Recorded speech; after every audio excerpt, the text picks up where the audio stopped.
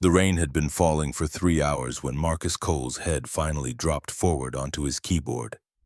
The spreadsheet on his laptop screen glowed in the darkness of his small apartment. Q3 capital allocation analysis, the kind of work that demanded precision at a level most people never understood. His neck ached from the angle, shoulders tight from hours hunched over numbers that told stories nobody wanted to hear. The knock came at 12:47 a.m. 3 sharp raps. Urgent. Demanding. Marcus jerked awake, disoriented. The clock on his laptop confirmed what felt impossible, nearly 1 in the morning on a Tuesday, October 17, 2023. Nobody knocked on doors in East Baltimore at this hour with good news. He moved to the door, checked the peephole. The fisheye lens distorted the hallway, but he recognized the woman standing there instantly. Even drenched, even with mascara running down her face, even barefoot with a designer dress clinging to her frame, Elena Hayes was unmistakable. The CEO of Hayes & Morrison Capital. His CEO, standing outside his apartment at 12:47 in the morning. Marcus's hand froze on the deadbolt. Every instinct screamed danger. As a black man in corporate America, letting your white female CEO into your apartment at this hour wasn't just risky. It was potentially career-ending, life-destroying, the kind of mistake that became a cautionary tale whispered in break rooms for years after. But the look in her eyes through that peephole lens wasn't entitlement. It was terror. He opened the door. Elena's breath caught when she saw him. Her phone clutched in one hand, the other gripping nothing but air, trembling. "I need help," the words came out, broken. "Please." Behind Marcus, small footsteps padded across the hardwood floor. Kendra appeared in her pajamas, 7 years old and rubbing sleep from her eyes, her stuffed bunny dragging behind her. She pressed against her father's leg, peering around him at the stranger in the doorway. Elena's gaze dropped to the child. Something in her face shifted, embarrassment maybe, or shame at bringing whatever crisis she carried into a home with a child in it. "I shouldn't be here." Marcus felt his daughter's small hand grip his pajama pants. He calculated rapidly the risk of letting Elena in, the risk of turning her away, the risk of neighbors seeing, the risk of not knowing what drove a woman like Elena Hayes to his doorstep in the middle of the night. "But you are." He stepped back, opening the door wider. "Come in." The apartment revealed itself in the moment Elena crossed the threshold. Small, worn, lived in. 2 bedrooms in a building that needed repairs, furniture bought secondhand and maintained carefully, books stacked on every surface, crayon drawings taped to the refrigerator. Nothing here could impress anyone. It was simply a home, functional and warm and utterly ordinary. Marcus moved to the bathroom, retrieved a towel, handed it to Elena without ceremony. She pressed it against her face. When she lowered it, black smudges stained the white cotton. Kendra watched from the kitchen doorway, curiosity replacing sleepiness in her eyes. She tilted her head, studying this strange woman who had appeared in their home, like a character from a story that didn't make sense yet. Marcus filled a kettle, set it on the stove, found 2 mugs that matched well enough. These were the rituals of hospitality, actions that didn't require words, while Elena collected herself. The gas flame caught with a soft whoosh. "You're cold." Not a question, but Elena nodded anyway. Marcus adjusted the thermostat. The old baseboard heaters clicked and hummed to life. Outside, rain hammered against the windows with renewed intensity. Elena sat on the edge of his couch like she might need to flee at any moment. Her bare feet pressed against the floor, toes curled. She seemed smaller here, stripped of the corner office and tailored suits and the army of assistants who anticipated her every need. Just a woman soaked and frightened, sitting in a stranger's living room. Except Marcus wasn't quite a stranger. That was the strange part. She had come here deliberately, had found his address, somehow had driven across Baltimore in a storm, to knock on his specific door. There had to be a reason. But Marcus didn't ask, not yet. He poured water over tea bags when the kettle whistled, added honey to 1 mug because he remembered she took her coffee sweet in meetings. A small detail filed away unconsciously, now suddenly relevant. Elena accepted the tea with both hands, wrapping her fingers around the warmth. When she looked up at him, he didn't look away. This was perhaps the thing that surprised her most. In 6 years of walking past him in hallways, of sitting across from him in conference rooms, of occupying the same building while inhabiting entirely different worlds, she had never seen Marcus Cole look at her directly. He was always appropriate, always professional, always slightly angled away as if direct eye contact might be misinterpreted. Now he stood in his own kitchen, in his own home, and he looked at her the way one adult looks at another, without deference, without calculation, without fear. She wasn't sure anyone had looked at her that way in years. "Thank you." Her voice came out rough. Marcus nodded, moved to the chair across from her, leaving appropriate distance between them. Kendra climbed into his lap, still watching Elena with those serious eyes. The silence stretched, but it wasn't uncomfortable. It was a waiting silence, patient and unhurried. Marcus was giving Elena space to find her own words, her own timing. The clock on the wall ticked. Rain continued its assault outside. Somewhere in the building, pipes groaned. Marcus reached for his laptop, still open on the coffee table where he'd left it. He opened a new document, began typing. October 17th, 2023, 12:47 a.m. Elena Hayes arrived at residence seeking advice regarding urgent company matter. Weather conditions, heavy rain. Physical state, distressed but uninjured. Guest invited in for safety and to discuss situation. Elena watched him type, understanding slowly what he was doing. Documentation, evidence. Creating a contemporaneous record of exactly what happened, when, and why. Protecting them both. "I'm texting my neighbor, too." Marcus pulled out his phone, typed rapidly. "Mrs. Washington, she's trustworthy." The phone showed the message. "Guest needs emergency help, FYI." 30 seconds later, a response. "You okay?" Marcus typed back, "Yes, just keeping you in the loop. You need anything, I'm across the hall." He set the phone down, returned to the laptop, saved the document to 3 different locations. Then he looked at Elena again. "Whenever you're ready." The careful distance he maintained wasn't fear. It was awareness, the particular vigilance that had been trained into him through 1,000 small lessons, a lifetime of navigating spaces where the rules for him were different than the rules for everyone else. A black man and a white woman alone in the middle of the night. Any version of this story that went wrong wouldn't go wrong equally for both of them. He thought about Kendra, about the world he was building for her, about what it would mean if he made the wrong choice here.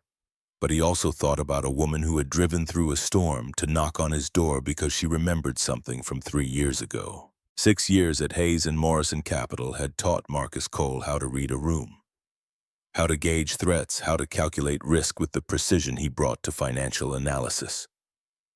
Everything about this situation screamed danger, but everything about Elena's eyes screamed genuine terror.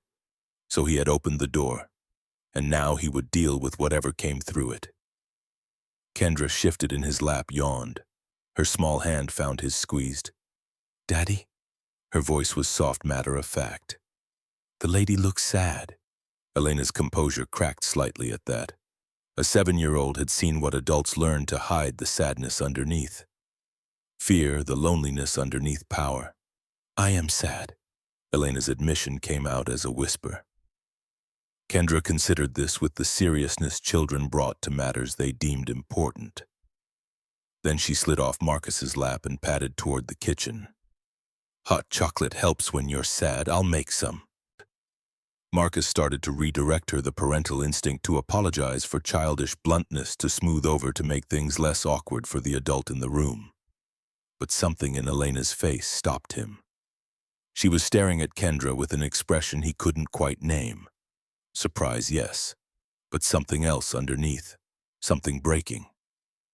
Cabinet doors opened and closed in the kitchen. Kendra knew where everything was kept, had helped make hot chocolate dozens of times before. She returned carrying a mug, carefully, tongue poking out in concentration, marshmallows bobbing on the surface. "You have to wait. It's really hot." She set the mug on the coffee table in front of Elena with exaggerated care. "But the waiting is part of it." Elena picked up the mug, took a small sip. Too sweet, the kind of sugar ratio a child would create. She drank more anyway. Kendra climbed onto the couch beside Elena, leaving a respectful gap between them. She didn't touch. Elena didn't crowd her, just sat there, small and solid and present. My mom died 2 years ago. The words came out matter of fact, the way children stated facts they had accepted but didn't fully understand. I don't remember her very much, but Daddy says being sad about people is okay even if you don't remember them. Marcus's throat tightened. Sarah had died in 2021, cancer that moved too fast and took too much. Kendra had been 5, too young to hold clear memories, but old enough to feel the absence.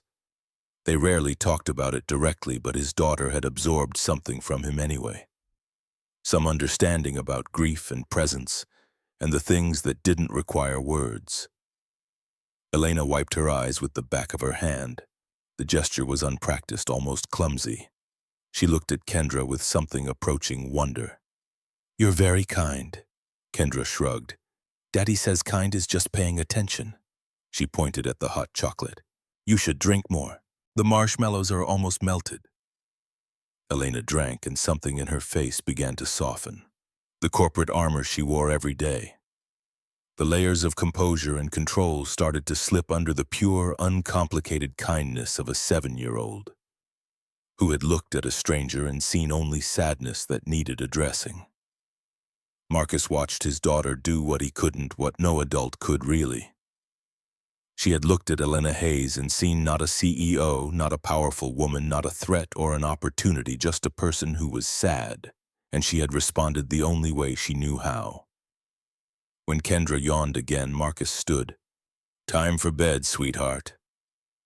His daughter didn't argue. She slid off the couch, retrieved her rabbit, and paused in front of Elena. "You can stay. The couch is pretty comfortable. Daddy falls asleep on it sometimes when he's working." Then she was gone, padding down the hallway to her room. Marcus followed, tucked her in, kissed her forehead. "Is the lady going to be okay?" Kendra's eyes were already drifting closed. "I hope so, baby. She's lucky she found us." Marcus pulled the blanket up to her chin, struck by his daughter's simple wisdom. Lucky. Maybe. Or maybe Elena had made a calculated decision based on a memory from 3 years ago. He returned to the living room. Elena had set down the empty mug. The tears had stopped, leaving her face blotchy and raw. "I need to tell you why I'm here." Marcus sat back down. "I'm listening." Elena took a breath, held it, released it slowly. Outside, the rain began to ease. 3 days ago, I started noticing things. My office phone making strange clicks during calls, emails arriving in folders I hadn't created.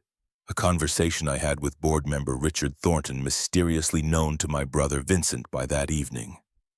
She wrapped her arms around herself, though the apartment was warm now. I hired a private security firm, not through company channels, paid with personal funds.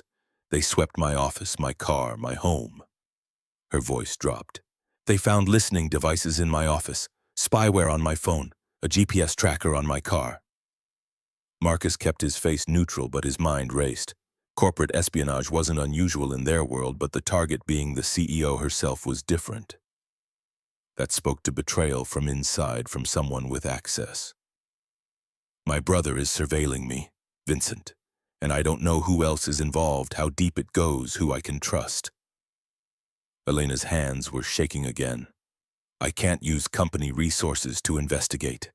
Can't go to the authorities without proof of what he's planning. Can't trust anyone at Hayes and Morrison. She finally met Marcus's eyes directly. 3 years ago, there was a meeting. The Meridian Industries acquisition. Do you remember? Marcus remembered.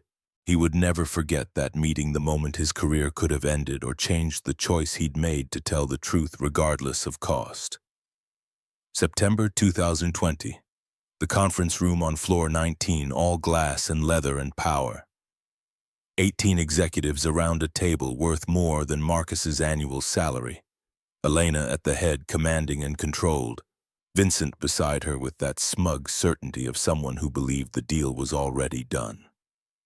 Marcus had been brought in to present his analysis, expected to confirm the wisdom of the acquisition to provide the numbers that justified the $750 million price tag.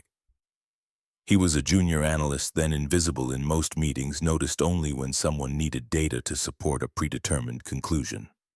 He had built the presentation carefully, knowing what they wanted to hear. But the numbers told a different story, and Marcus had learned long ago that numbers didn't lie even when people desperately wanted them to. The projection screen behind him had displayed his first slide: revenue projections versus market reality. Based on historical market trends and current economic indicators, Meridian's projected revenue growth is overstated by 34%. The room had gone quiet, not the good kind of quiet, the kind that preceded storms. Vincent had leaned forward. "That's absurd. We have full legal clearance on their projections." "Legal clearance doesn't change the mathematics, sir. The growth rates they're claiming would require market expansion that hasn't materialized in any comparable sector over the past decade." Marcus had clicked to the next slide: hidden liabilities. Additionally, there are approximately $180 million in liabilities buried in subsidiary structures that aren't reflected in the headline valuation. A senior analyst, Gregory Whitmore, had cut in. "Marcus, you're missing the broader strategic context here." "I'm not missing context. I'm reporting what the data shows." Marcus had clicked again. 3 states have pending regulatory compliance issues with Meridian's operations. The legal exposure from these issues could exceed $60 million in fines and remediation costs. Elena had been watching him, her face unreadable. Vincent's face, by contrast, was very readable: anger building behind a facade of professional concern. Marcus had clicked to his final slide: projected outcome. Based on comprehensive analysis of revenue sustainability, hidden liabilities, regulatory exposure, and market conditions, this acquisition will result in a loss of approximately $400 million within 18 months of closing. The silence that followed was the kind that preceded earthquakes. Marcus had felt it in his chest, the weight of having said something true that nobody wanted to hear. Elena's voice had cut through the tension. "Mr. Cole, are you certain of this analysis?" Marcus had looked directly at her, a breach of the unspoken protocol that kept junior analysts appropriately deferential. But if he was going to stake his career on this, he needed her to see his certainty. "Yes, ma'am. Would you stake your career on it?" Every eye in the room had fixed on him, Vincent's especially narrow and calculating. This was the moment where Marcus was supposed to backtrack, to soften his position, to find some diplomatic middle ground that wouldn't make enemies of powerful people. "I'd stake whatever you require." His voice had stayed steady. "But saying yes won't alter the data. Ma'am, looking directly at you, I'm telling you this deal will destroy the company." The room had erupted then, not in sound but in energy. People shifting in chairs, exchanging glances, recalculating their positions based on the sudden presence of inconvenient truth. Elena had held his gaze for what felt like an hour, but was probably 10 seconds. Then she had spoken words that changed everything. "Say that again." Marcus had understood the test. She wasn't asking him to repeat the conclusion. She was asking if he would hold his ground under pressure, under her direct challenge in front of everyone who could make or break his career. "Looking at you, ma'am, this deal will destroy the company." Elena had leaned forward slightly. "Say it again, while you look at me." The room had gone dead silent. This wasn't procedure. This was something else, a CEO forcing a junior analyst to either own his analysis completely or retreat. Marcus hadn't retreated. "While looking at you, this acquisition will cost Hayes and Morrison everything." Elena had nodded once, then turned to the room. "Everyone out. Mr. Cole stays." The exodus had been swift. Vincent had shot Marcus a look that promised consequences, but everyone had filed out quickly. The door had closed, leaving Marcus alone with the CEO.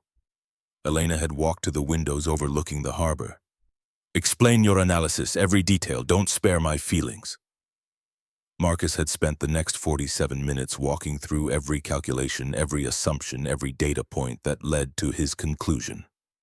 Elena had asked questions, sharp, incisive questions that proved she understood the analysis at a level most CEOs never bothered with. When he'd finished, she had turned from the window. "You're right, this deal is a disaster." She'd paused. "I'm going to restructure the terms. Use your analysis as leverage. We'll get Meridian for $350 million instead of $750 million, and we'll force them to address those regulatory issues before closing." Marcus had felt something in his chest, unclench, vindication maybe, or relief that speaking truth hadn't ended his career on the spot. "Mr. Cole, you just saved this company $400 million, and possibly saved my job. But that wasn't how it had worked out." Elena had restructured the deal exactly as she'd said. The acquisition had closed at $350 million with regulatory issues resolved. Hayes and Morrison had dodged a catastrophic bullet. Vincent had been furious, had blamed consultants and bad intel and fear-mongering, but Elena had known the truth. Marcus had received nothing, no promotion, no bonus, no public acknowledgement of his role in preventing disaster. He had returned to his desk on floor 17 and continued his work watching other analysts get promoted based on far less significant contributions. But Elena had remembered. Apparently, she had remembered exactly. Now, 3 years later, she sat on his couch in East Baltimore explaining why she had driven through a storm at midnight to knock on his door. "You told me the truth when everyone else told me what I wanted to hear. You had nothing to gain and everything to lose, and you looked me in the eye and told me the truth anyway." Her voice was steady now, the CEO voice returning even as her eyes remained vulnerable. "I need someone outside the power structure. Someone who isn't compromised by office politics or Vincent's influence. Someone who has no stake in who controls the company." She paused. "I need someone I can trust to tell me the truth, and 3 years ago, you proved you were that person." Marcus absorbed this understanding now, why she had come. Not because they were friends, they weren't. Not because she was attracted to him, that wasn't this.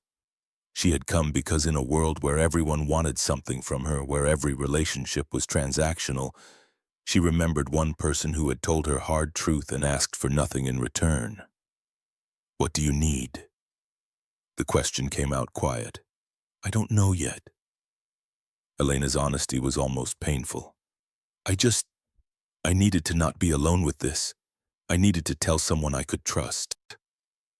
Marcus stood, walked to his small desk, opened the laptop again. He typed rapidly, saved, sent the document to 3 different email addresses. "I'm documenting everything. Time, circumstances, what you've told me. Creating a contemporaneous record." He pulled out a different phone, his personal cell, not the one provided by Hayes and Morrison. "Tomorrow I'll get a burner phone. You should too. If we need to communicate, we use those. Nothing through company channels." Elena watched him work with something like wonder. He wasn't panicking, wasn't refusing to get involved, wasn't making this about him. He was simply doing what needed to be done methodically and carefully. "Marcus, this could destroy you. If anyone finds out I came here, they'll twist it into something it's not. Your career, your reputation. I know the risks." He cut her off gently. "I know exactly what this looks like. Black man, white woman, CEO alone at midnight. I know the narrative that gets written if this goes wrong." He sat back down, leaned forward, hands clasped. "But you're being hunted in your own company. Someone is surveilling you, planning something.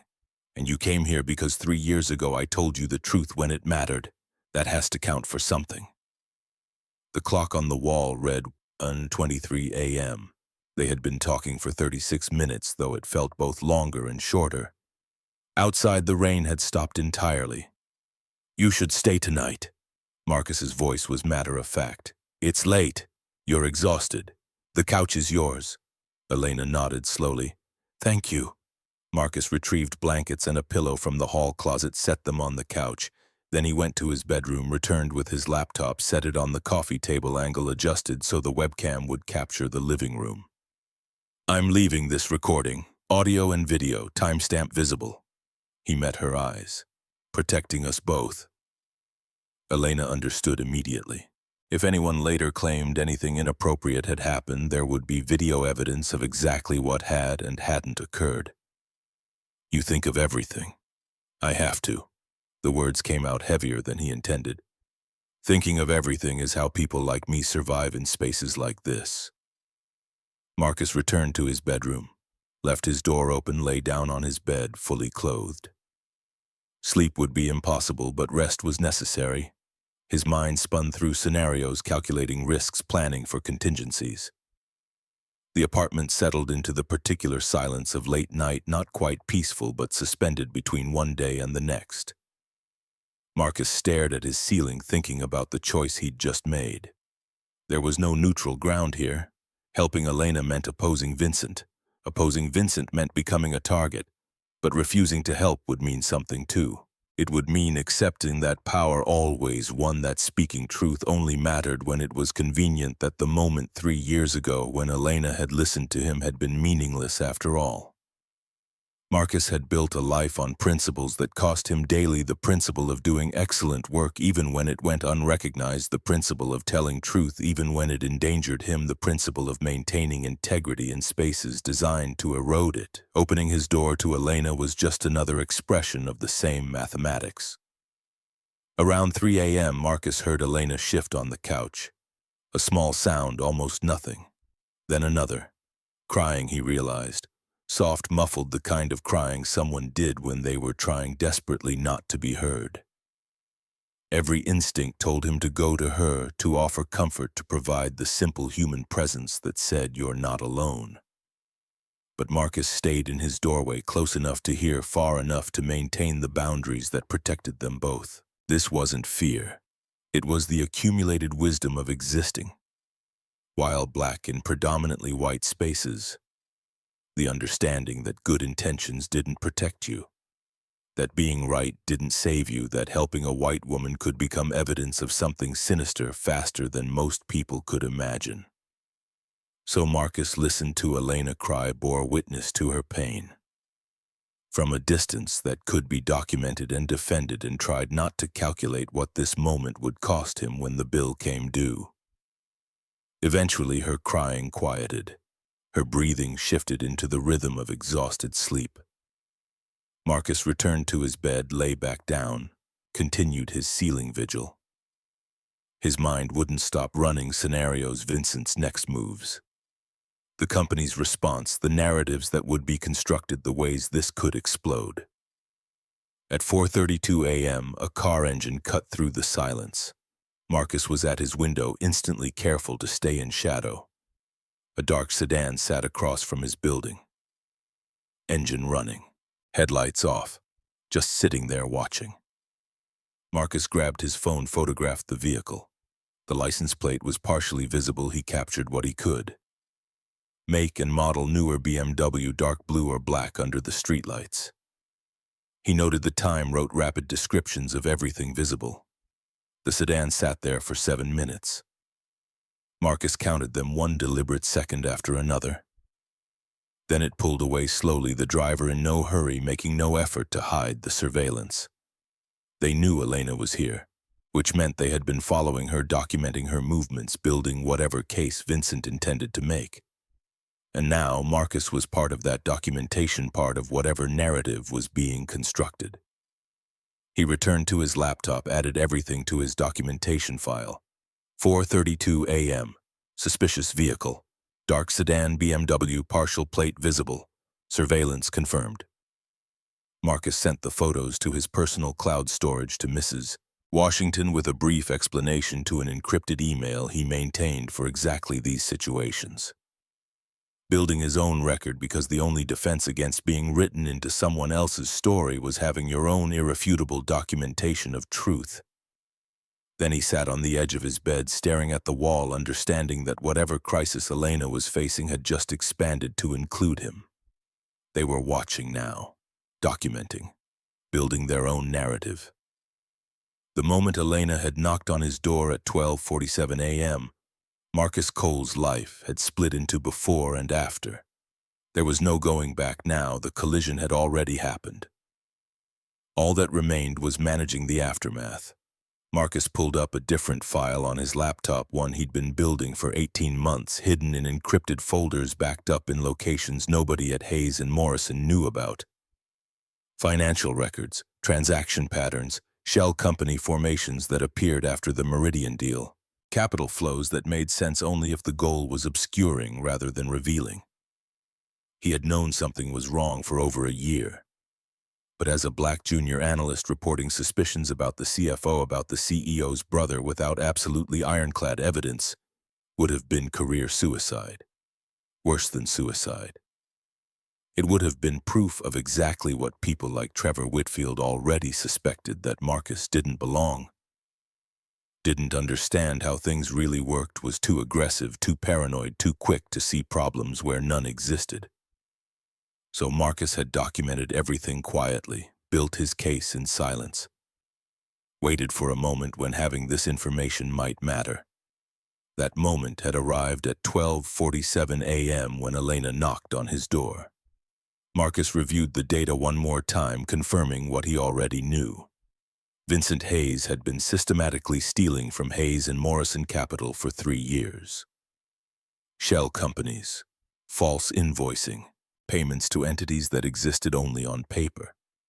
Total estimated theft, $6.3 million. The evidence was solid. The question was whether solid evidence mattered when the person you were accusing had the power to destroy you before anyone looked at the data. Marcus closed the laptop, looked out his window at the slowly lightening sky. Dawn was coming. With it would come consequences he couldn't fully predict, dangers he could only partially defend against, and a confrontation that had been building since the moment he'd told Elena Hayes the truth 3 years ago. He thought about Kendra, asleep in her room, innocent of all of this. He thought about Sarah, 2 years gone, who used to tell him he couldn't see the world by himself. He thought about the choice he'd just made, the door he'd opened, the collision he'd accepted. Marcus had no illusions about what was coming. Vincent Hayes would retaliate. The company would close ranks. Marcus's career was probably over.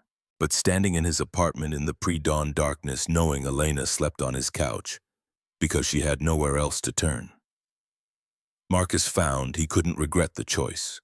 Some decisions weren't about calculating optimal outcomes. Some decisions were about who you wanted to be when your daughter asked if you'd done the right thing. Marcus had made his choice.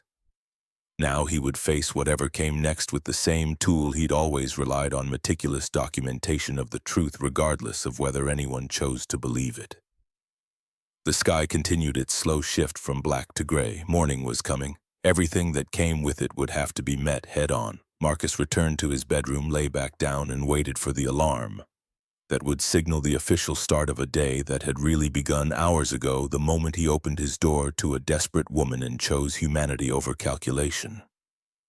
Morning arrived pale and uncertain through clouds that hadn't fully cleared.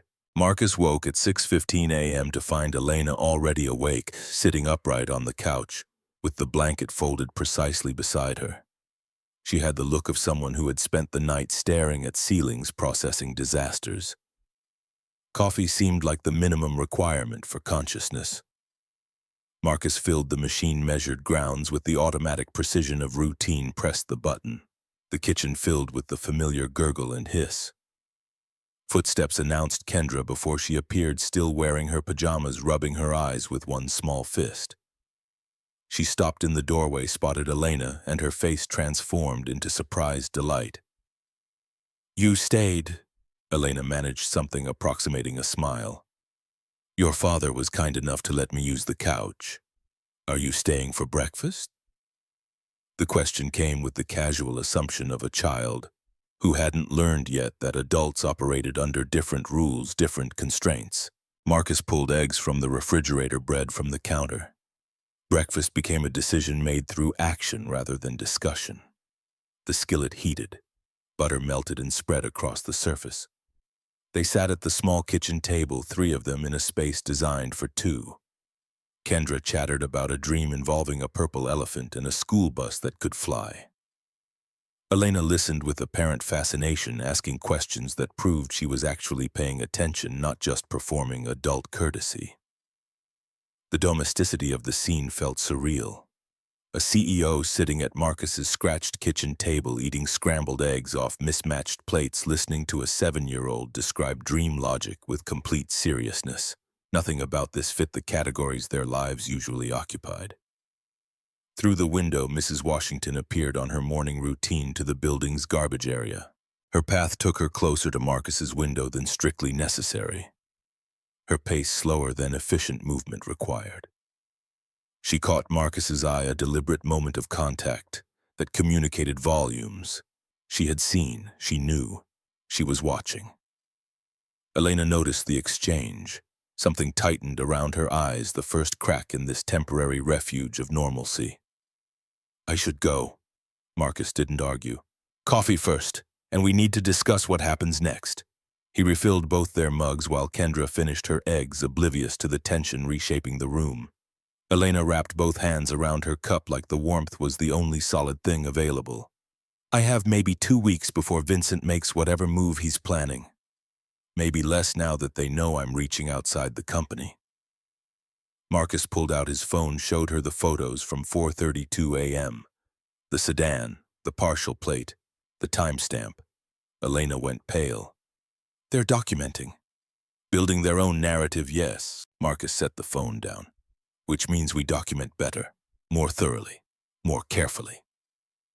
He pulled out a piece of paper, wrote a phone number in block letters. Burner phone. I'll get one today. You get one too. Pay cash, different store, different part of the city. If you need to reach me, use that. Nothing through company channels. Nothing through regular cells. Elena studied the number, committed it to memory, then watched as Marcus held the paper to his stove flame. It caught, curled, blackened. He dropped it in the sink, ran water over the ashes. If anyone asks about last night, about any of this, your answer is simple. You came here for professional advice on a sensitive company matter. You couldn't risk internal channels because of confidentiality concerns. I documented it as a consultation. Boring, procedural, defensible. What do you need from me? Elena's voice had regained some of its boardroom steadiness. Time. 2 weeks to gather evidence on Vincent, on who's helping him, on what they're actually planning. Marcus paused, considering how much to share. I may have some information already, things I've noticed over the past year. I need to confirm it before saying more. Elena's eyes sharpened. What kind of things? The kind that could put both of us in federal prison if I'm wrong. So let me be sure I'm right first. Kendra pushed her empty plate away, announced she needed to get ready for school. She disappeared down the hallway, leaving the two adults in a silence that felt heavy with calculations neither could speak aloud. Marcus, Elena's voice dropped. Why are you doing this? Really? The question deserved an honest answer. Marcus took his time finding it. Because 3 years ago you listened when I told you something true. You didn't dismiss me, didn't protect your ego, didn't make it about power. You heard the truth and you acted on it. He met her eyes. And because whatever Vincent is doing, it's wrong. Sometimes that's enough. Elena left 20 minutes later after Marcus had checked the street, after Kendra had waved goodbye from the window, after Mrs. Washington had positioned herself strategically in the hallway to witness the departure. Marcus took Kendra to school at 7:15 a.m. right on schedule. She chattered about Emma's upcoming birthday party, about the art project due Friday, about whether purple elephants might actually exist somewhere nobody had discovered yet. Normal kid concerns, blissfully unaware of the storm her father had just walked into. Riverside Elementary's morning drop-off line moved with its usual inefficiency. Marcus watched his daughter disappear through the school doors, her backpack almost as large as her torso, and felt the weight of every choice he'd made in the past 8 hours settle over him like a physical thing. At 7:52 a.m., Marcus badged into Hayes and Morrison Capital. The turnstile beeped once, then a second time. Not the smooth green chirp of approval. A different sound, slightly off-key, lingering a half-second too long. The security guard behind the desk looked up. Young guy couldn't have been more than 25, somebody Marcus had never seen before. Badge not reading properly, sir. Can I see your ID? Marcus kept his face neutral, pulled out his driver's license. The guard examined it with exaggerated thoroughness, comparing the photo to Marcus's face multiple times. First time in the building, Mr. Cole. 6 years. The answer came out flat. The guard finally waved him through. The turnstile beeped green on the third try. Marcus didn't let himself react, didn't give any sign that he'd noticed anything unusual. But his body remembered even as his mind cataloged it away, just another data point in a pattern he'd been tracking for half a decade. Floor 17 looked exactly as it always did. Glass offices, marble floors, the kind of expensive finishes that announce success without quite achieving taste. Marcus moved to his desk, positioned deliberately near the windows but away from the executive corridor. His computer booted up with its usual sluggishness. At 10:17 a.m., Trevor Whitfield appeared at Marcus's desk. His supervisor, a man who had never once pronounced Marcus's name correctly despite 6 years of daily interaction, smiled with his mouth, but not his eyes. "Marcus, just checking in. How's everything going?" Random check-ins weren't part of Trevor's normal pattern. His management style typically involved ignoring subordinates until something went wrong, then deploying blame with surgical precision. "Everything's fine." Marcus kept his voice even professional. "Q3 analysis is on schedule. Preliminary Q4 projections should be ready by Friday." "Great, great." Trevor's gaze flickered to Marcus's computer screen. A spreadsheet filled with numbers that meant nothing without context. "Just wanted to make sure you're settled. No issues, no concerns." The pause before settled carried weight. So did concerns. "No issues." Trevor lingered another moment, his presence a calculated intrusion into Marcus's space. Then he nodded and left, his departure somehow more unsettling than his arrival. At 2:34 p.m., an email arrived from IT Security: mandatory system audit in progress.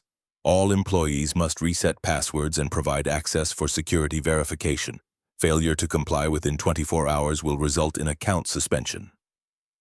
Marcus read it 3 times, noting the generic language, the lack of specific authorization, the artificial urgency. He opened a browser, navigated to the company's official IT policy page. Nothing about a system audit, nothing about mandatory password resets. He drafted a response, kept it professional.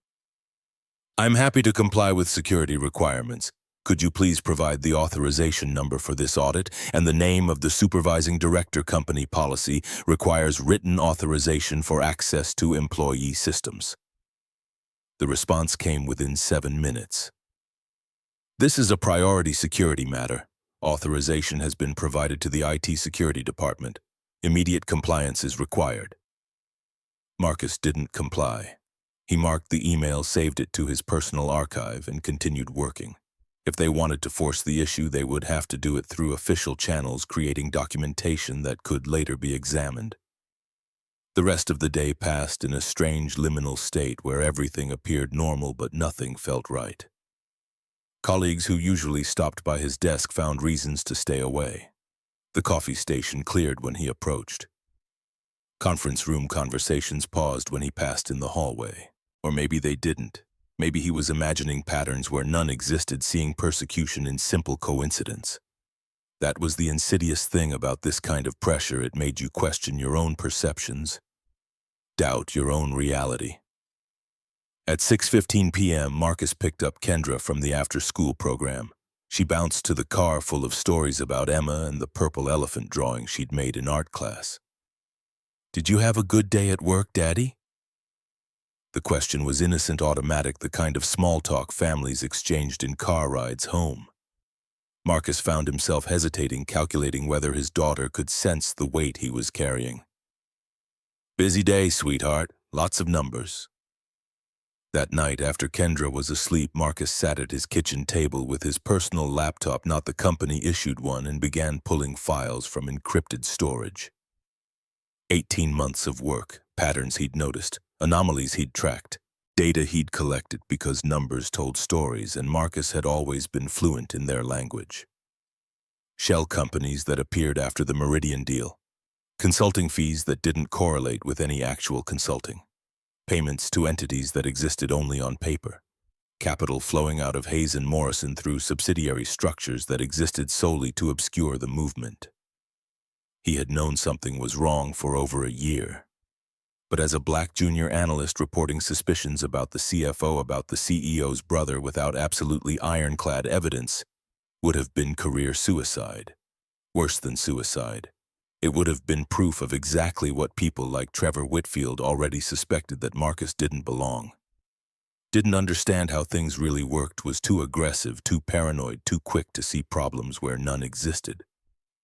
So Marcus had documented everything quietly, built his case in silence, waited for a moment when having this information might matter. That moment had arrived at 12:47 a.m. when Elena knocked on his door.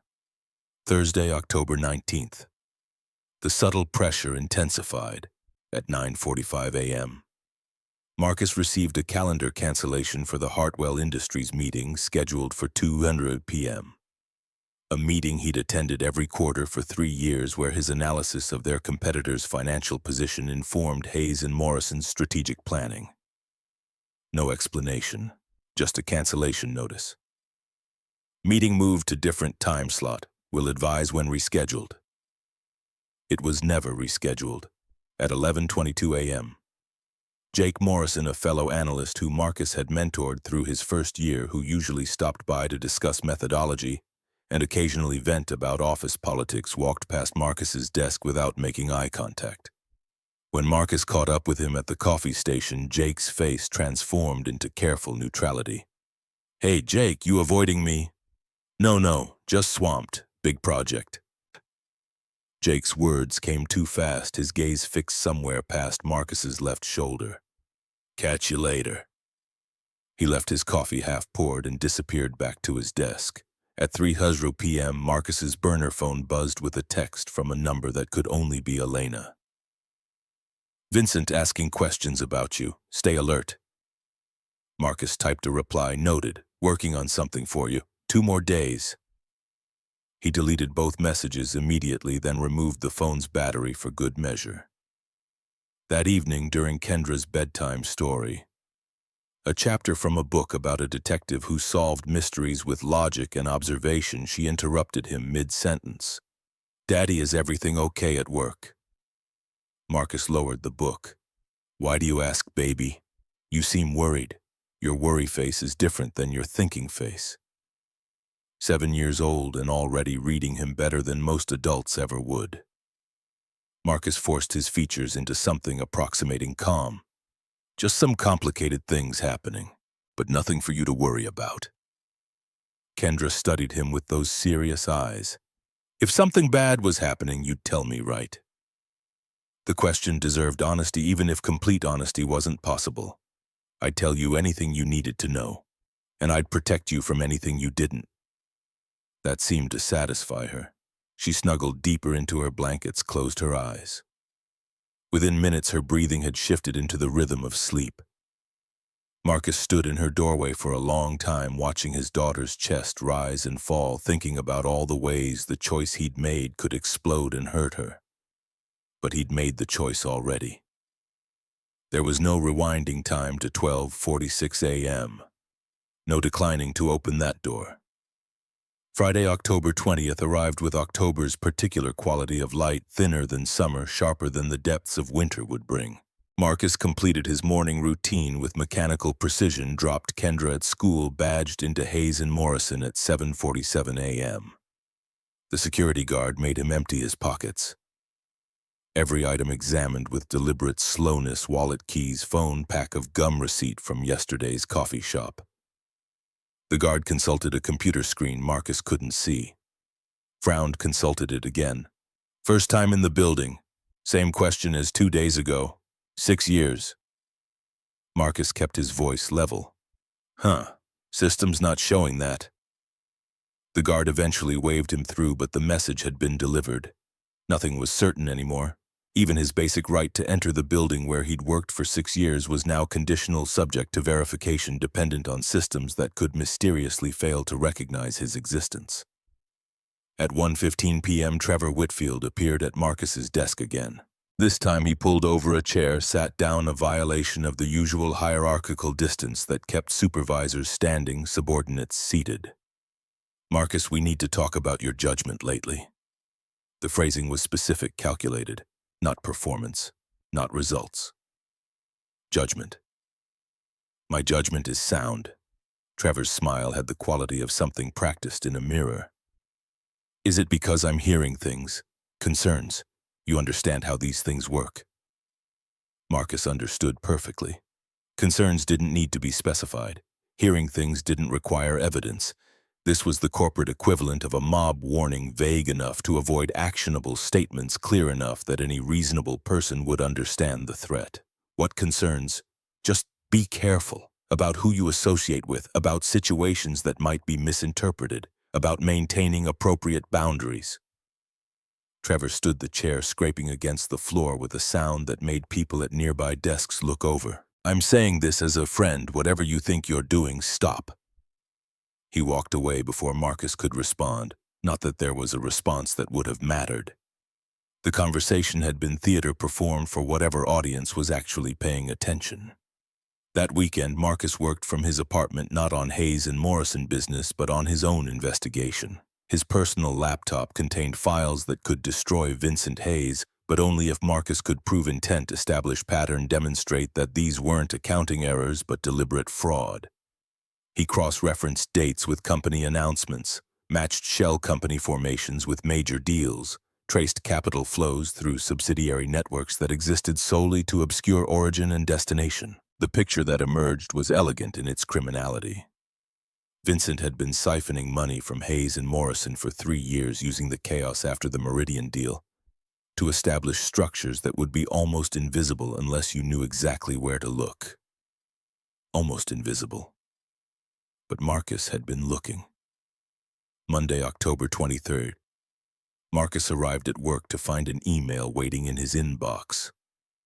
Conference room of floor 19, 2:00 p.m. Attendance mandatory. No context, no agenda, no indication of what the meeting would address.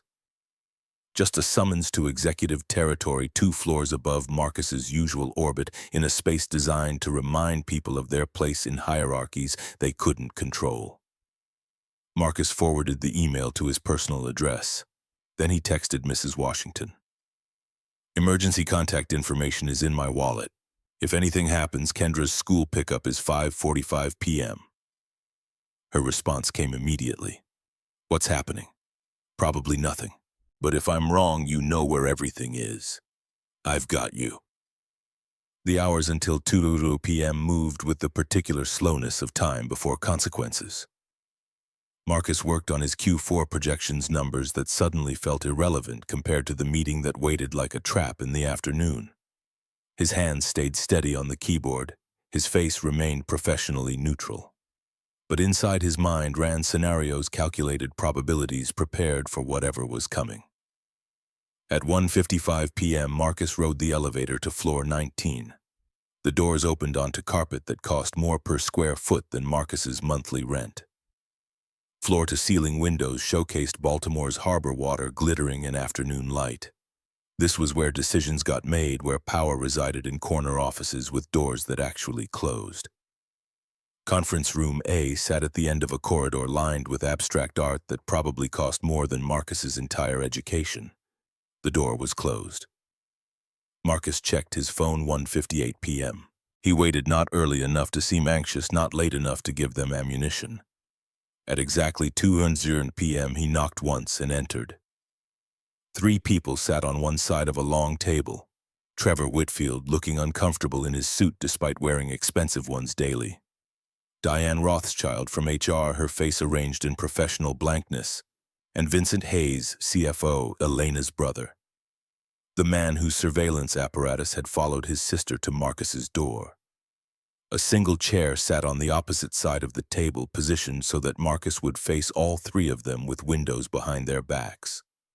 The afternoon sun turned them into silhouettes, backlit and anonymous. It was a power play so obvious it bordered on parody, except the consequences were real enough. Mr. Cole, thank you for coming. Please sit down. Vincent's voice carried the particular smoothness of private school education and inherited wealth. He gestured to the isolated chair like he was offering a gift rather than forcing a choice. Marcus sat. He placed his phone on the table screen down within easy reach. He folded his hands, maintained eye contact with the silhouettes across from him. "We appreciate your time." Vincent continued in that same measured tone. "We have an opportunity we'd like to discuss with you." The word opportunity landed with deliberate weight. Diane slid a folder across the table, leather-bound, expensive, the kind of presentation that suggested this conversation had been prepared with care. Marcus opened it. The first page outlined a promotion, senior financial analyst. The second page detailed compensation, $165,000 annual salary, a $50,000 increase over his current pay. The third page described the office floor 18 corner position, harbor view, in recognition of 6 years of exceptional work. Vincent's smile was perfectly calibrated. "We've been reviewing personnel, identifying talent we may have overlooked. Your contributions haven't gone unnoticed, Marcus." 6 years of being overlooked, of watching less capable analysts leap over him on the ladder, of having his work credited to others. Now suddenly they had noticed. The timing couldn't have been more transparent. Trevor leaned forward. "This is significant, Marcus. An opportunity like this doesn't come along often, especially for someone in your position."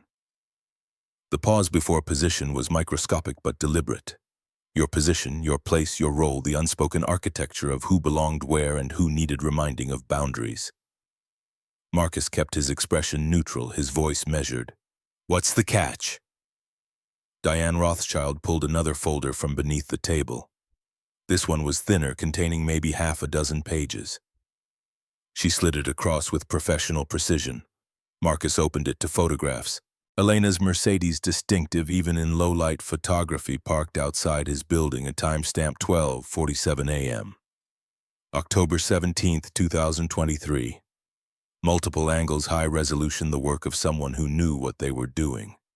Another photo, Elena at his door, wet hair visible even in the grainy night shot. Another, his living room window, curtains open, 3 shapes visible inside. "We're conducting a review of executive decision-making processes." Vincent's voice remained perfectly even.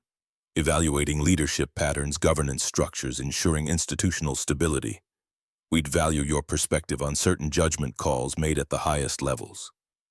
The translation was clear enough. "Tell us Elena showed poor judgment. Confirm the narrative we're building. Give us ammunition to remove her." "Specifically," Vincent continued, "we'd like your assessment of the CEO's professional decisions over the past 3 years.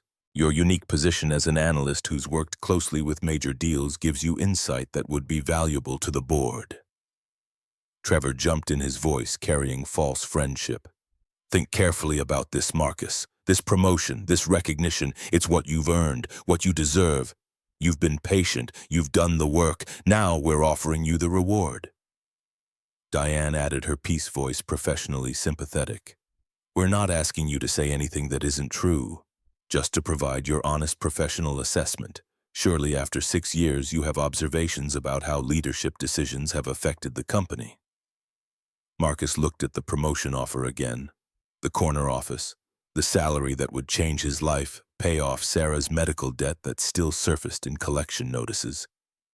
Afford better schools for Kendra, give her opportunities he'd never had.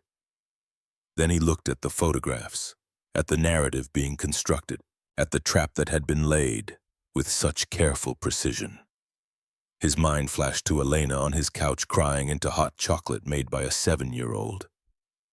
To the moment 3 years ago when she'd said, "Say that again," and actually listened.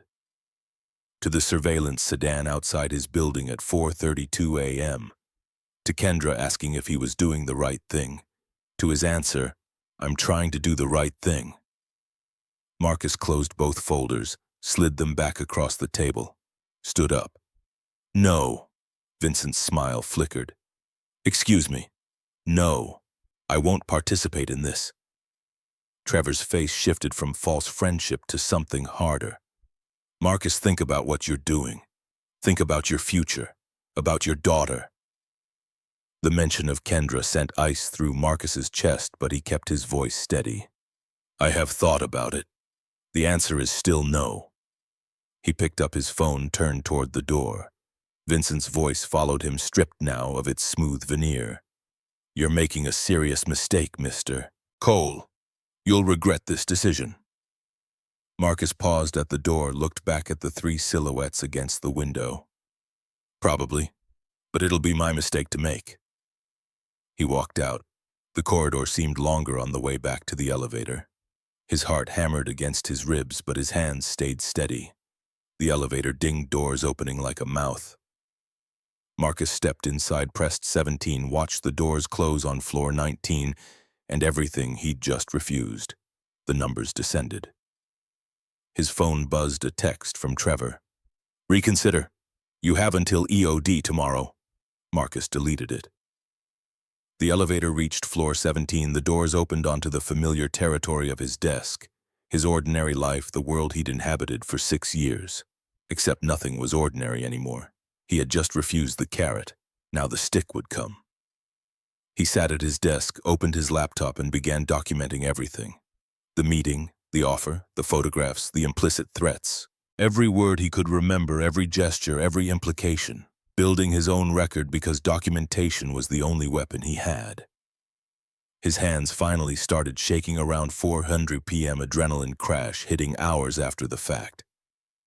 But he'd done it. He'd looked at the corner office and the harbor view and the $50,000 raise, and he'd walked away. Some choices weren't about calculation. Some choices were about who you wanted to be when your daughter asked if you'd done the right thing. Marcus had made his choice. Now he would live with the consequences. Whatever came next, at least he'd face it knowing he hadn't sent his integrity for a view of the harbor. The retaliation began Wednesday morning, October 25th, at 8:52 a.m. Marcus badged into Hayes and Morrison Capital, and the turnstile emitted a sound he'd never heard before, a sharp, sustained beep that made heads turn in the lobby. Red light pulsed where green should have been. The security guard rose from behind his desk, face apologetic but firm. "Mr. Cole, I need you to step aside." Marcus moved to the wall while other employees flowed past him, their badges chirping approval, their mornings proceeding without interruption. The guard made a phone call, spoke in tones too low to overhear, then approached with an envelope. "Your access has been suspended pending investigation. You'll need to come with me to collect your personal items." The words landed with the weight of inevitability. Marcus had known something was coming. The only question had been when and how. Investigation into what? The letter explains everything. The guard's discomfort was genuine, which somehow made it worse. "I'm sorry, I'm just following instructions." Marcus opened the envelope. Corporate letterhead, HR signature language so carefully neutral it achieved menace through its very blandness. "Administrative leave pending review of workplace conduct irregularities. Your building access is suspended effective immediately. You will receive further communication via certified mail regarding the investigation process and expected timeline." No specifics, no allegations, no timeline. Just suspension into uncertainty, the corporate equivalent of being disappeared. The guard escorted Marcus to floor 17. People averted their eyes as he walked to his desk. The universal instinct to avoid contamination from someone whose career was visibly imploding. Marcus pulled cardboard from supply storage, began filling it with personal items. Kendra's photo in its drugstore frame, the coffee mug she'd painted for him at summer camp, a desk plant he'd somehow kept alive for 3 years. Evidence of a life that had existed here before today. Jake Morrison approached, then thought better of it, retreating to his desk without a word. Trevor Whitfield watched from his office, face arranged in an expression that might have been sympathy on someone more practiced at human emotion. At 9:37 a.m., Marcus walked out of Hayes and Morrison Capital carrying a cardboard box. October wind cut through his shirt. He'd forgotten his jacket in the rush to leave, one more small indignity added to the larger catastrophe. The drive home took 15 minutes. His apartment looked exactly as he'd left it 2 hours earlier, but entering it mid-morning on a Wednesday transformed familiar space into foreign territory. This was when he should have been at work, should have been analyzing data, should have been existing in the professional identity he'd built over 6 years. Instead, he was unemployed, suspended, under investigation for irregularities nobody would specify. Marcus set the box on his kitchen table, opened his laptop, began documenting. Date, time, exact sequence of events, precise wording of the letter. Building his own record, because if they wouldn't tell him what he was being accused of, he would at least create an irrefutable account of what had actually happened. Thursday brought the public narrative. Marcus discovered it the way most personal disasters entered consciousness in the digital age, through a phone notification that shouldn't have been alarming, but somehow was. CorporateWatchdog.com had posted an article at 6:23 a.m. The headline appeared on his screen with the algorithmic indifference of automated news aggregation. Hayes and Morrison CEO's late-night visit raises questions. Marcus opened the article. His address was there, not full but enough. His building photographed from across the street. Elena's Mercedes distinctive enough to identify. Timestamp 12:47 a.m.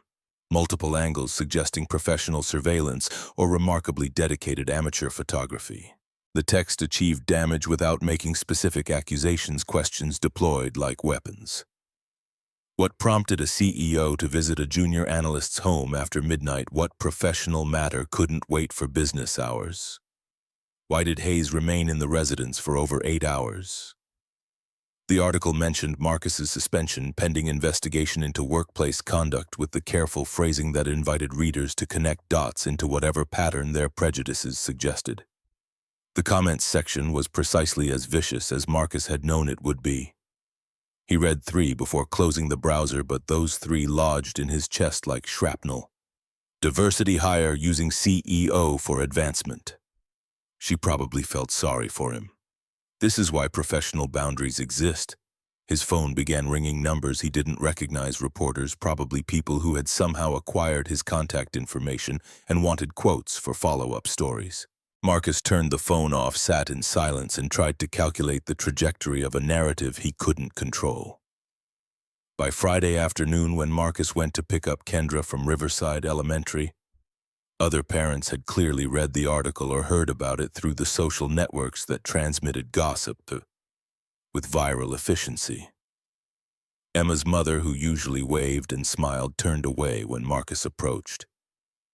Mrs. Patterson, no relation to Kendra's teacher, just another parent in the pickup line, whispered to the woman beside her, both of them glancing toward Marcus with expressions that mixed curiosity and judgment. Kendra climbed into the car, quieter than usual. She buckled her seatbelt with exaggerated focus, staring at her hands.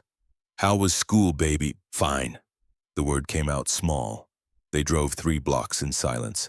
At a red light, Marcus looked over to find his daughter's eyes filling with tears she was trying desperately to contain.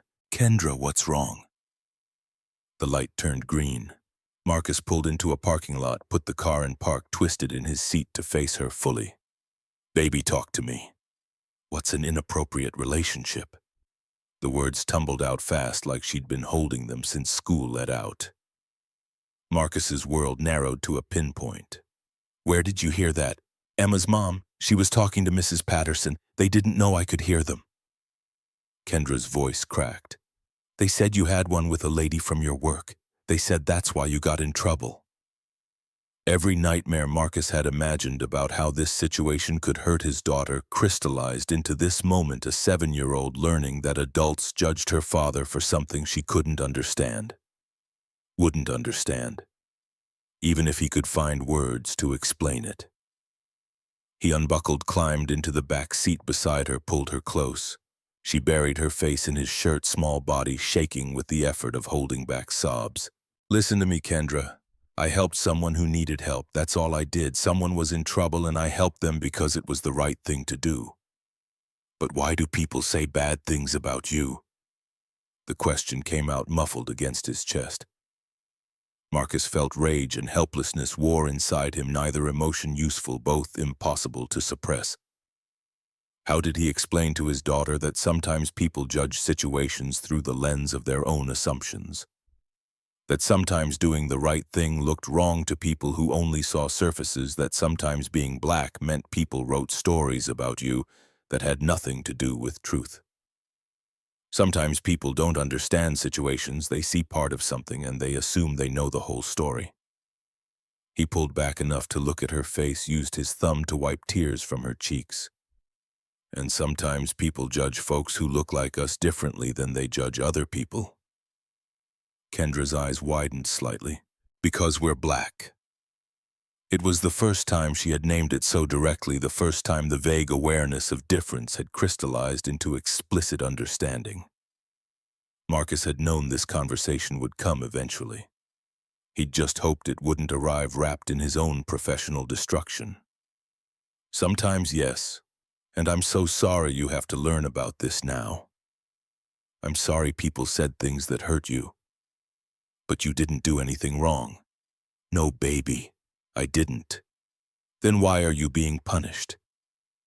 The question carried the terrible logic of childhood, the expectation that fairness should govern consequences.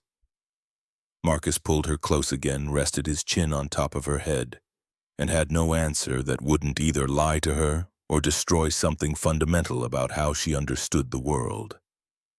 So he just held her while she cried, feeling the weight of every choice he'd made since opening his door to Elena Hayes. That night, Kendra had nightmares. Marcus woke at 2:17 a.m. to find her standing beside his bed, stuffed bunny clutched to her chest, tears streaming down her face. I dreamed the bad people took you away. He pulled back his blanket, made space for her. She climbed in, pressed against his side, small and warm and terrified. Marcus wrapped his arm around her, felt her breathing gradually slow back towards sleep, and stared at his ceiling, wondering if protecting his integrity was worth his daughter's peace of mind. By Saturday, the full scope of the retaliation became clear. Marcus's phone back on because he couldn't risk missing emergency calls showed 7 voicemails from his landlord. The message was consistent. Mr. Cole, I need to speak with you urgently about your lease. When Marcus called back, the landlord's voice carried forced professionalism. I've received inquiries from a law firm about your tenancy. They're asking questions about your lease terms, payment history, whether there have been complaints from other residents. What kind of law firm? Henderson and Associates. They said it was related to an employment matter, that they might need access to the premises for documentation purposes. Discomfort threaded through his words. Look, Marcus, I don't know what's happening with your job, but I can't have lawyers showing up asking about tenants. It makes other residents nervous. The message was clear enough. Whatever storm Marcus had brought down on himself, it needed to not splash onto the building. Landlords had limited tolerance for drama that might affect their other income sources. Sunday afternoon, Marcus met Elena at Harbor Point Park. She had suggested the location via burner phone text, public enough that surveillance would be obvious, open enough that their conversation couldn't be recorded without sophisticated equipment pointed directly at them. She sat on a bench overlooking the water, dressed in jeans and a Georgetown sweatshirt, hair pulled back in a ponytail. Corporate Elena had been replaced by weekend Elena, but the exhaustion showed through regardless of costume. Marcus sat at the opposite end of the bench, maintaining distance that preserved deniability. Just 2 people coincidentally sharing public space on an October afternoon. I'm sorry, Elena's voice carried across the 2 feet separating them. For what they've done to you, what they're doing. Not your fault. Marcus kept his gaze on the water where boats cut white wakes across gray surface. Vincent made his choices, I made mine. He made me an offer yesterday. At a family dinner I couldn't avoid without making things worse. Her laugh was bitter. Step down quietly, take a generous settlement, walk away from the company our father built. He promised the attacks on you would stop if I agreed.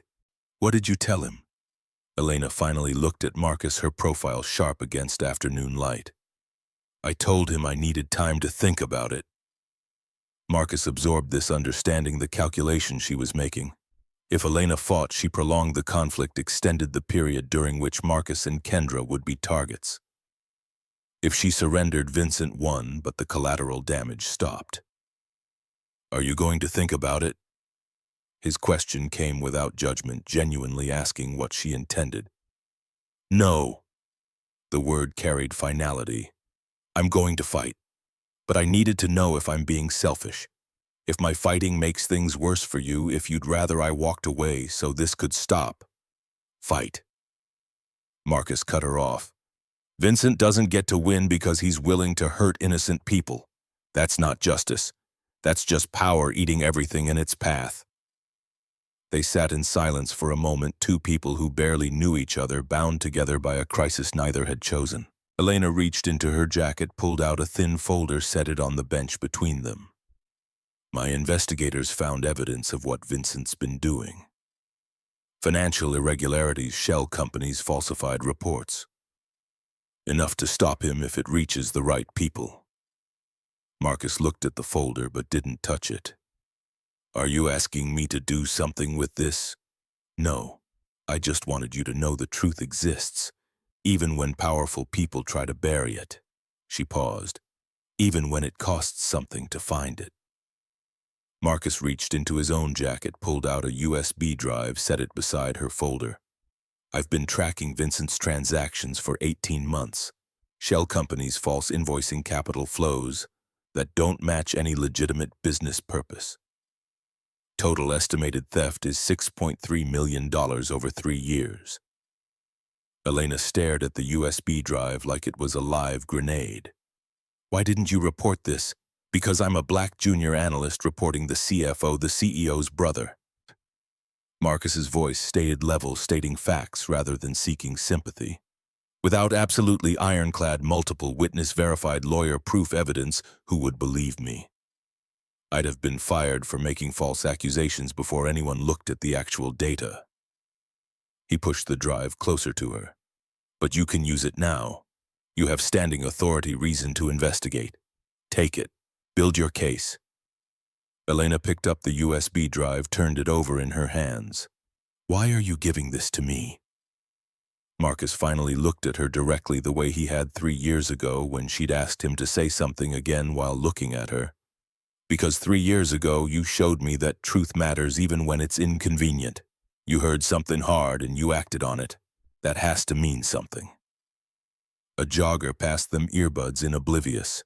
A family with young children fed ducks near the water's edge.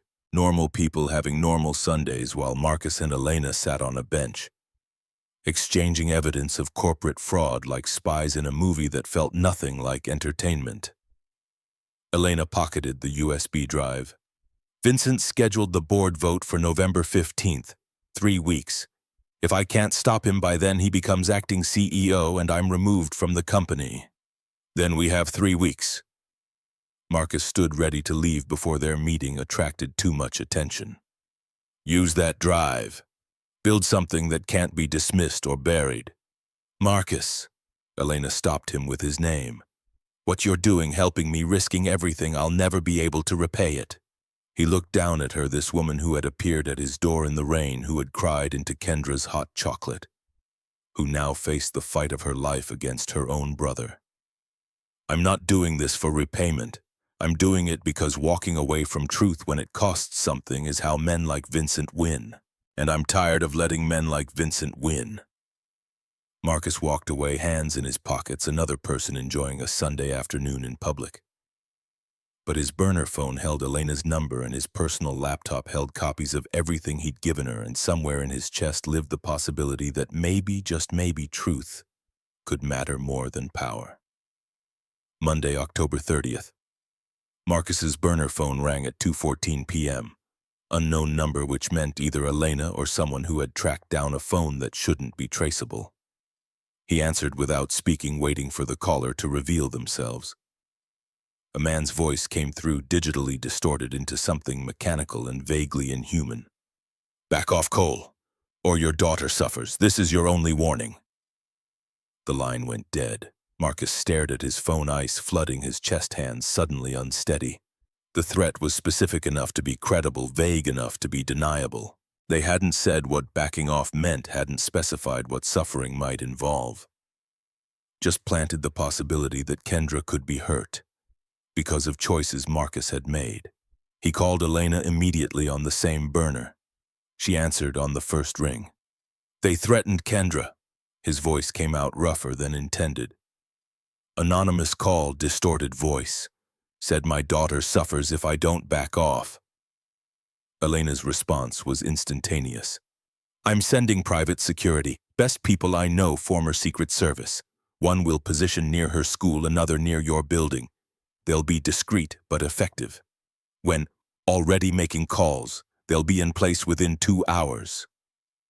Marcus felt something in his chest loosen slightly. Thank you. Marcus, I'm so sorry. Use the drive, build the case. That's how we stop this. He ended the call, removed the battery, disassembled the phone completely. Then he sat on his couch and tried to calculate the acceptable risk level for his daughter's safety. The math didn't resolve. There was no acceptable risk level. Kendra's safety wasn't negotiable, wasn't something that could be balanced against integrity or justice or any abstract principle. But backing off meant Vincent won, meant Elena lost the company, meant men who threatened children suffered no consequences. The calculation spiraled into impossible territory where every choice led to damage. At 5:45 p.m., Marcus picked up Kendra from school. A man in his 50s, gray hair, casual clothes, sat on a bench near the playground reading a newspaper. He didn't look up as Marcus approached, but something about his positioning angle that covered both the school entrance and the parking lot suggested purpose beneath the facade of boredom. Kendra bounced to the car, seemingly unburdened by Friday's trauma. Children had that gift, Marcus thought, of processing pain and moving forward with resilience adults had forgotten how to access. Can we have spaghetti for dinner? We can have whatever you want, baby. At home, Marcus made spaghetti while Kendra did homework at the kitchen table. The domestic routine felt surreal against the backdrop of anonymous threats and private security. But routine was what Kendra needed, stability in a world that had suddenly revealed its capacity for unfairness. Over dinner, she showed him a drawing from art class. Stick figures, a tall one labeled Daddy and a smaller one labeled Me, both standing under a sun with exaggerated rays reaching across the page. Ms. Chen said we should draw our families being brave. Marcus studied the picture, noting that both stick figures stood straight, hands at their sides rather than holding on to each other. What makes us brave in this picture? You're standing up even though it's hard. That's what Ms. Chen says brave means. Not that you're not scared, but that you do the right thing anyway. 7 years old and articulating concepts that adults spent lifetimes failing to embody. Marcus taped the drawing to the refrigerator next to the others, building a gallery of childhood wisdom expressed in crayon. That night, after Kendra fell asleep, Marcus returned to his laptop and the evidence he'd been compiling for 18 months. Shell company formations that corresponded with major deals. Capital allocations that made sense only if the goal was obscuring rather than revealing. Payments to entities that existed only on paper, registered in Delaware with addresses that led to mail forwarding services. But as Marcus reviewed the data, one transaction caught his attention in a way it hadn't before. Hartford Consulting Group LLC paid $280,000 in consulting fees over 6 months. The name Hartford triggered something, not company business, but board structure. Marcus opened a browser, navigated to Hayes and Morrison's public filings, scanned the board member list. Douglas Hartford, board chairman member since 2015. Age 68. Former investment banker. Respected industry figure. Marcus returned to his financial data, searched for every instance of Hartford Consulting Group. The transactions painted a clear picture, $1.9 million over 2 years. Payments structured to avoid triggering audit thresholds, timing that corresponded with major board decisions. Vincent hadn't just been stealing from the company. He'd been buying the board chairman, ensuring that when the moment came to remove Elena, Hartford would control the vote. Marcus texted Elena via burner, "Check your board chairman's financial ties. Hartford Consulting Group, 1.6 M over 2 years. Her response came 19 minutes later. "How did I miss this? You weren't looking at the board, you were looking at operations, different data set. This changes everything." Marcus understood what she meant. Fraud was one thing, Bribery of a fiduciary was federal prison territory, the kind of crime that brought FBI involvement and destroyed everyone it touched. Over the next week, Elena hired an attorney, Rebecca Sterling from Sterling and Associates, a woman whose reputation for taking down corporate criminals preceded her like a weapon. Rebecca reviewed Marcus's evidence with the careful attention of someone building a prosecutable case, not just a boardroom presentation. They communicated through burners, meeting twice more in public spaces where surveillance would be obvious. Each time Marcus saw Elena transforming from the vulnerable woman who'd appeared at his door into something harder, more focused. She was preparing for war and Marcus was providing the weapons. On November 6th, late at night, Marcus discovered the final peace payments from Vincent's shell companies to Whitfield Advisory Services, LLC. Trevor Whitfield, Marcus's supervisor, had been taking money too. $340,000 over 2 years. Not just complicit, actively profiting. Marcus added it to the file, feeling the case solidify into something irrefutable. Vincent hadn't just acted alone. He'd built a network, corrupted multiple people. Created a conspiracy that touched board level and management both. By November 10th, Rebecca Sterling had coordinated with Elena to request an emergency board meeting. The official agenda listed governance review and strategic planning, bland enough to avoid alerting Vincent while securing the necessary attendance. Marcus spent those days in his apartment, suspended from work but working harder than he ever had at the office. Each piece of evidence got verified, cross-referenced, backed up in multiple locations. He built presentations that explained complex financial crime in terms clear enough for board members without forensic accounting expertise. Kendra noticed the intensity, the way her father hunched over his laptop for hours. The tension that lived in his shoulders even during dinner. But she didn't ask questions anymore, just did her homework quietly and brought him drawings that showed stick figures standing brave under exaggerated suns. On November 14th, the night before the board meeting, Marcus couldn't sleep. He lay in bed reviewing everything that could go wrong, every way Vincent might twist the narrative, every vulnerability in their case. The evidence was solid, but power had its own gravity that bent facts into shapes that served its interests. At 2:30 a.m., his burner phone buzzed. Elena. Tomorrow we tell the truth, whatever happens after we told the truth. Marcus typed back, whatever happens, you're not alone. He deleted both messages, removed the battery, tried to find something like rest in the hours before dawn. The board meeting was scheduled for 10:00 a.m. By noon tomorrow, either Vincent would be exposed or Marcus's sacrifice would have accomplished nothing.